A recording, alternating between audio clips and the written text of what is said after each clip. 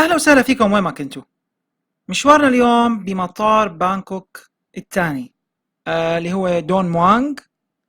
هذا المطار يعتبر مطار بانكوك القديم. هذا المطار مفترض انه يكون مطار محلي فقط، لكن هو صاير عم يستخدم كدولي ومحلي بنفس الوقت. طبعا هذا المطار تم إغلاقه سنة 2006، بحيث انه يغلق نهائيا وبيتم استخدام المطار الجديد، لكن بعد سنة رجعوا افتتحوه مرة تانية وعلى أساس إنه يكون مطار محلي فقط، لكنه حاليا عم يخدم الرحلات الداخلية وبعض الرحلات الدولية. Attention please. Arrival of Thai Lion Air. كان من المفترض إنه في عندي رحلة الفجر من هذا المطار إلى بوكيت، لكن للأسف طلع في خطأ بالحجز، واضطريت إني أقضي يوم كامل بانتظار الرحلة اللي حجزتها الجديدة مرة تانية. حابب أشارككم هاي التجربة، وإن كانت تجربة مو حلوة صراحة وما بتمناها لحدا، لكن فرضا لا سمح الله صار مع أي حدا أي ظرف من هالظروف، كيف ممكن إنه يتصرف هي الرحلات المغادرة حاليا أو يعيش شيء مشابه لهذا الشيء. لأنه الواحد ممكن يحتاج لأكثر من خدمة، مثلا مثل خدمة تخزين الشنط ممكن تحتاجها بالمطار، فممكن انك تدور عليها وتلاقيها. ممكن واحد يحتاج للمبيت، فبتشوف هل السعر مناسب او غير مناسب بالمطار. ممكن واحد يدور حوالين المطار، او ممكن واحد يقول لا، طالما انا طيارتي بعد كم ساعة بقضي كم يوم بالبلد وبرجع مرة تانية. تفضلوا، وما بتمنى لكم الا كل خير ومشاهدة ممتعة. الواحد بيغلط بالساعة، يعني كثير أنا بسمع عن واحد طيارته 7 المساء مفكرة 7 الصبح أو بالعكس أو هيك شيء. الواحد واثق من حاله هيك وعمل تشيك اوت من الفندق وخلص إن أموره كاملة، وإجا لهون ووصل على الوقت. يا سلام، الحمد لله، تفضلي. هاي الجوازات. وين أنت ما عندك حجز اليوم؟ حجزك ما بيطلع على السيستم. أعطيني ورجيني بالحجز. ورجيت الحجز على الموبايل، قال شو؟ على هذا الشهر الجاي. الحمد لله. الواحد في دروس بالحياة يعني ما بتكون مجانية، كل واحد بده هيك يروح. الواحد بده يلاقي طيب اوكي احجزوا لنا نفس الرحلة هلا، بدك تدفع مبلغ وقدره، يعني حوالي 4 5 أضعاف لأنه نفس اليوم. ايه، فهلا لقيت حجز بنفس اليوم بس بوقت متأخر، يعني مساء. ايه، حجز انه يكون مناسب. الفكرة انه الواحد كمان واعد ناس بالبلد الثاني، بده يتواصل معهم مشان يظبط انه كذا. حكيت مع الفندق اللي هنيك انه يا جماعة انا حوصل بكير، مشان هيك الواحد لازم ينتبه، مو بس لساعة هذا ولا رقم اليوم، كمان للشهر، واستحياطا كمان للسنة. بس ما اتوقع سنة يكون فيها اغلاط، يعني ما حدا بيسمح لك تحجز بعد سنة. بس الشيء الجميل بالموضوع شو هو، مشان احنا نكمل يعني الرحلة الاستكشافية، اكتشفت انه هون اسعار الصرف بالنسبة لمطار دون موانغ انه سعر الصرف فيه منيح. الدولار بدل ما يكون ب 30 بات هو 29. الشيء الثاني انه بصراحة ما يتعذب باغراضه قبل رحلته.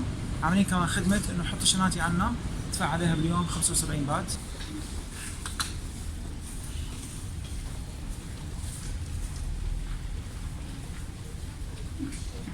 اقل شيء يوم، وبعدين مضاعفات النص.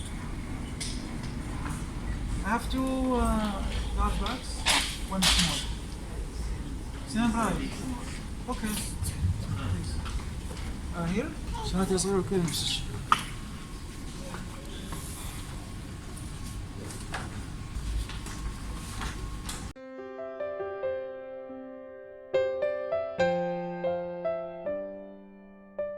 بس نخلص نجي ناخذهم من الدفع لاحقا. بس بالرغم من قلة المصليات إلا إنه الحمد لله لقينا مصلى بالمطار وصلينا وارتحنا شوي. Attention please. في عندهم كمان فوق الهوم بوكس، السليب بوكس عندنا اياه فوق. بس غالي شوي، الساعة ب500 أول ساعة والباقي ساعات ب300 بات. فالواحد ممكن يحط أغراضه ويروح يقضي اليوم بهالبلد ويرجع على رحلته. وهيك كسبنا يوم إضافي غير مجاني في بانكوك. مشان تكمل مع الواحد هاي نظارتي انفكت، فشاف الدنيا كلها مغبشة، لكن الحمد لله على حسن الحظ حاطط الواحد نظارات احتياطية مع العفش. فبنروح نحكي معهم هلا، بدهم يعطوني نظاراتي، هذول النظارات يكون كثير ممتاز، والا ما راح اقدر اطلع من المطار.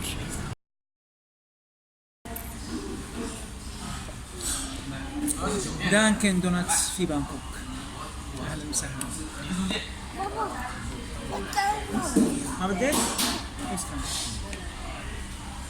هي في مثل صيدلية بالمول، ولكن المفاجأة الجميلة انبسطت فيها أنا شخصيا، مازدا موجودة بالمول.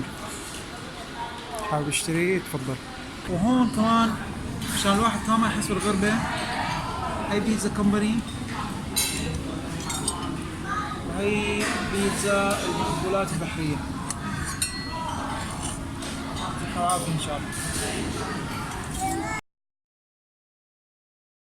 يا أهلا وسهلا ومرحبا بكم أينما كنتم. هون بالمطار فرطت، واحد راح وإجا وخلاص يعني.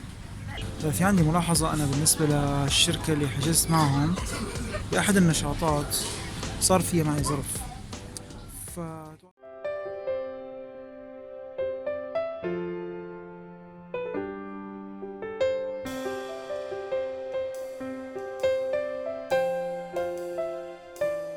وصلنا على هذا، صارت المغادرة هلا.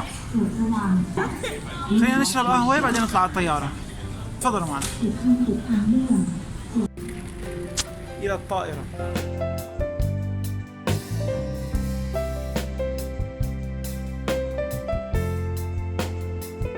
أخيرا بتمنى يكون عجبكم الفيديو واستفدتوا منه. إذا لسه مو مشتركين بالقناة لا تنسوا تشتركوا لتوصلكم الفيديوهات والمغامرات الجاية. دعمونا بلايك وشاركوا الفيديو ليستفيد منه أكبر عدد ممكن من الناس. وإذا عندكم أي سؤال أو استفسار عن هالبلد أو عن السفر عموما اكتبوا لنا إياه بالتعليقات أو تواصلوا معنا. تحياتي لكم.